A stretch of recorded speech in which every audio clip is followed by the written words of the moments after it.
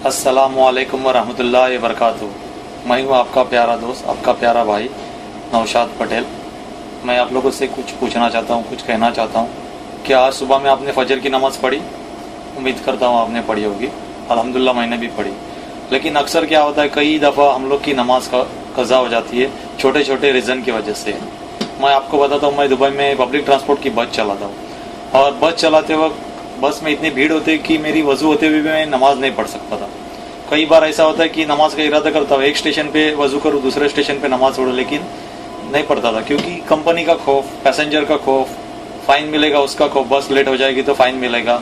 लेकिन मेरे दिल के अंदर एक ख्याल आया, मैं जब हमेशा शेख ज़ायद रोड से या कोई हाईवे से गुजरता था तो मैंने बहुत बार देखा कि कुछ पठान लोग, नमाजी पठान लोग, जो सच्चे नमाजी होते हैं, वो अल्लाह का खौफ रखते हैं। वो पुलिस का या कोई कानून का खौफ नहीं रखते, क्योंकि कानून तो आपने और हमने बनाया। अल्लाह के कानून से बढ़कर दुनिया में कोई कानून नहीं है।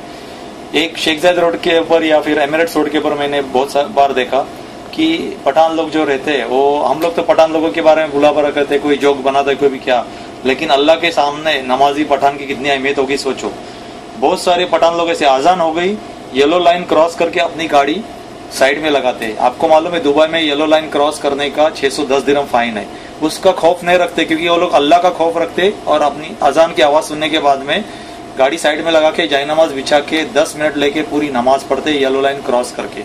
अल्लाह ताला उनको बचाता है, ना कोई पुलिस वाला आके उनको फाइन देता है, ना कोई उनको मुश्किलात आती है, क्योंकि नमाजी की अल्लाह ताला हिफाजत करता है। यही चीज मैंने बहुत बार नोट की और अपने अंदर एक जज्बा पैदा किया कि जब एक पठान, कम पढ़ा लिखा आदमी इतना अल्लाह का खौफ रखता है कि उसको कंपनी का डर नहीं है, मैं क्यों डरता हूँ? मैं फुल बस भरी हुई अंदर, फुल पैसेंजर से भरी बस के अंदर नमाज क्यों नहीं, मेरी नमाज क्यों कज़ा होती? तो मैंने एक बड़ा रुमाल साथ में रखता हूँ और ये जो सामने जो जगह दिख रही है, ये पैसेज है गेट के पास, यहाँ तक पैसेंजर रहते हैं। ये लाल एरिया में, रेड लाइन में किसी को आने को अलाउ नहीं है। यहाँ पे मैं अपना रुमाल बिछा के नमाज पढ़ लेता हूँ। सबसे पहले मैं अनाउंस करता हूँ, फुल पैसेंजर, बड़ी बस के अंदर 105 पैसेंजर रहते, फुल भरी हुई बस के अंदर मैं अनाउंस कर लेता हूँ कि 5 मिनट या 3 मिनट या 4 मिनट में बस के लिए रुकूंगा और तब तक के लिए सॉरी। और मैं अपनी नमाज मुकम्मल करके, फर्ज नमाज पढ़ के बस ट्रिप निकलता हूँ। उसके बाद में मुझे कभी कोई कॉल आया, ना कोई फाइन मिला, ना कुछ। और इसके पहले मैं कितना डरता था कि बस लेट करूंगा तो मुश्किल आएगी। अगर हम लोग दिल में इरादा करेंगे तो अल्लाह ताला मदद करता है। मैं आप लोगों से भी गुजारिश करता हूँ, नमाज कभी मिस मत करो। कितने ऐसे डॉक्टर्स है, इंजीनियर्स है, कितने पढ़े लिखे एजुकेटेड लोग हैं। अगर आपने डॉक्टरी की, इंजीनियरिंग की, अकाउंट सीखा, सीए बने, उसका कुछ फायदा अगर आप बेनमाजी रहेंगे तो? अल्लाह के सामने एक बेनमाजी डॉक्टर, बेनमाजी इंजीनियर, बेनमाजी अकाउंटेंट कुछ अहमियत नहीं, लेकिन वही अगर डॉक्टर नमाजी होगा तो उसके अंदर पूरा दीन आ जाएगा। जब लोगों को दवा दे देगा तो क्या कहेगा? ओके, सुबह में एक गोली, दोपहर में एक गोली और रात को नहीं। मैं तो कहता हूँ ऐसा संदेश देना चाहिए, ऐसा मैसेज देना चाहिए, फजर के बाद 2 गोली, जोहर के बाद 2 गोली, असर के बाद 2 गोली, ईशा के बाद 2 गोली, मतलब इसमें नमाज का भी मैसेज जाएगा। दूसरी बात है, एक अकाउंटेंट है या कोई भी है, अगर बेनमाजी अकाउंटेंट रहेगा या बेनमाजी ड्राइवर रहेगा तो अल्लाह के सामने कुछ भी नहीं, आपका एजुकेशन कुछ वैल्यू नहीं। उसके साथ में आपकी नमाज रहेगी तो आपकी डिग्री भी काम आएगी यहाँ भी और आखिरत में। मैंने कल एक वीडियो देखा जिसके अंदर एक टावर क्रेन ऑपरेटर इतनी ऊंचाई के ऊपर टावर क्रेन के ऊपर नमाज पढ़ रहा था। मैं देख के हैरान रह गया कि उसको इतनी ऊंचाई से गिरने का डर नहीं है, ना ही उसको कुछ खौफ है कि कोई कंपनी वाला उसको क्या बोलेगा। उसकी वजह से नीचे ट्रक या जो भी लोडिंग अनलोडिंग होता होगा उसका काम रुका, उस आजान की आवाज सुनते उसने नमाज चालू की होगी।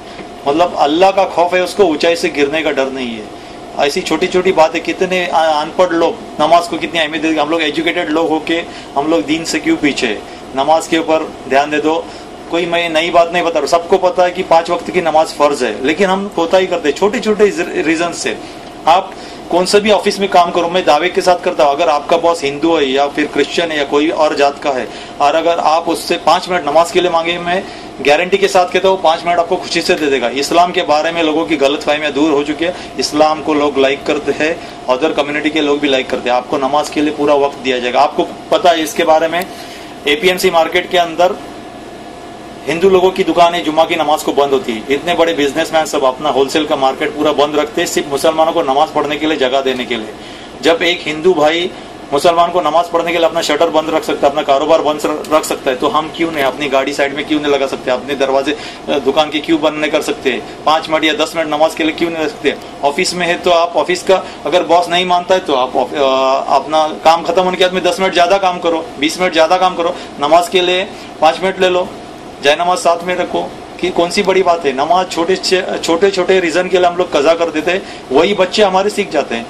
अगर हम छोटे बच्चे रहते, हम लोग को मगरिब की नमाज को ऐसे गांव में बराबर जाते हैं, दूसरी 5 वक्त की नमाज को क्यों नहीं जाते। मैं एक बात कहता हूँ कि ज़्यादातर इस्लामिक तालीम से हम दूर रहते जा रहे हैं। बच्चे इंग्लिश मीडियम में पढ़ते, सुबह में फजर के टाइम पे हम लोग उठते, क्यों?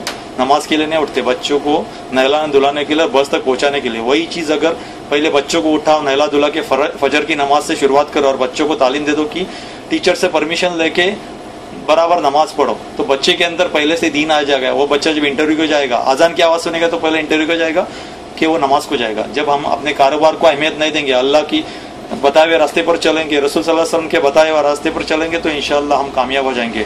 एक छोटा सा मैसेज था, मैं कोई आलिम या मुफ्ती या कोई फिरके का या कोई ये नहीं, आपका एक प्यारा छोटा सा भाई हूँ, बस एक रिमाइंडर था।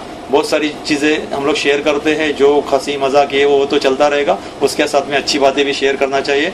अब मेरी ट्रिप का टाइम हुआ, दुआ में याद करना। अल्लाह हाफ़िज़।